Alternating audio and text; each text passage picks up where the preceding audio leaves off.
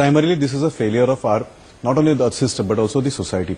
So I will not like to say that this is not a problem. This is a serious problem which is deep-rooted within the society. Okay. The way we have been brought up and the way we react to things. And the belief which we have, if somebody sends us a message, if somebody writes us to somebody and we like that person or we respect that person, we take whatever he has communicated as it is, 100%. Many times the person who is broadcasting it may not be knowing what is the seriousness of that message. So there are OCDs, that is obsessive compulsory disorders of many people. They forward each and every message which comes to them. Now here it is not only system or it is not only the law. We will also have to educate our people to not to take all the messages seriously, to read the intention behind the messages. So this is not only a law where we, you can enact a law. You're talking about educating people. Yeah, and so it's not only that we can make a law and just get rid of it. Can we expect the Prime Minister to rake this up in his next Mann Ki Baat? Can we expect there to be front page advertisements sponsored by the government to raise awareness of people who are new to WhatsApp, people who are new to technology like that, who do not have the wisdom to differentiate fake news from what is real and what is not? Can we expect the government to take this up as an agenda, as a propaganda very seriously then? Yeah. So good you brought this up. I don't know whether there will be advertisements or not, but I'm sure this can be always taken up at various channels. Okay. One of the channels, because see what has happened with our country. Which we've taken it up, yes. Yeah, and channel means not only TV channels. Okay. Channels means various mediums which are available. What should be the roadmap? What should be the roadmap? Yes.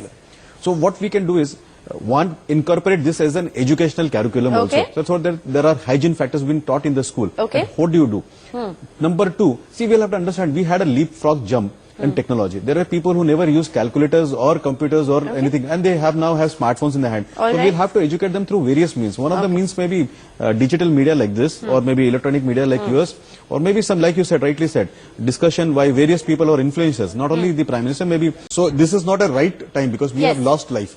A. B. And speaking anything right now about that particular incident may influence the investigations which are going on there. So that is the second part. Now number 3 part, as the police officer said rightfully, there are certain tools and messaging ISPs which can be cracked easily within the country. There are certain which are a little difficult.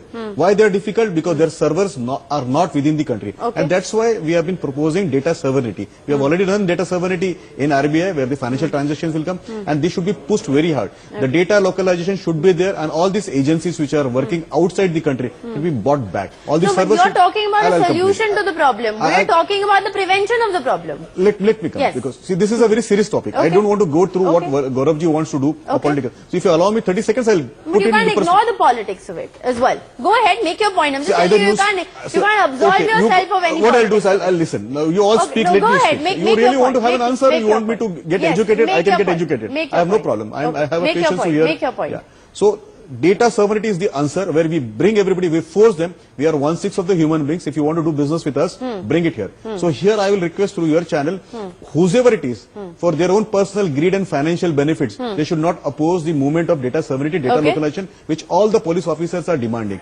If you understand, had the servers been here, my police officer would have gone there within 30 seconds. They would have given us the data, whether it is encrypted, whether it is into any kind of forms. My IPS officer will easily identify that. What's the problem? A. B. If you think that we are not sensitive, the Prime Minister was sensitive. That's why there was an ordinance which was brought to bring press under this kind of movement. But everybody, including your channel, everybody spoke against that. That time everybody just went berserk.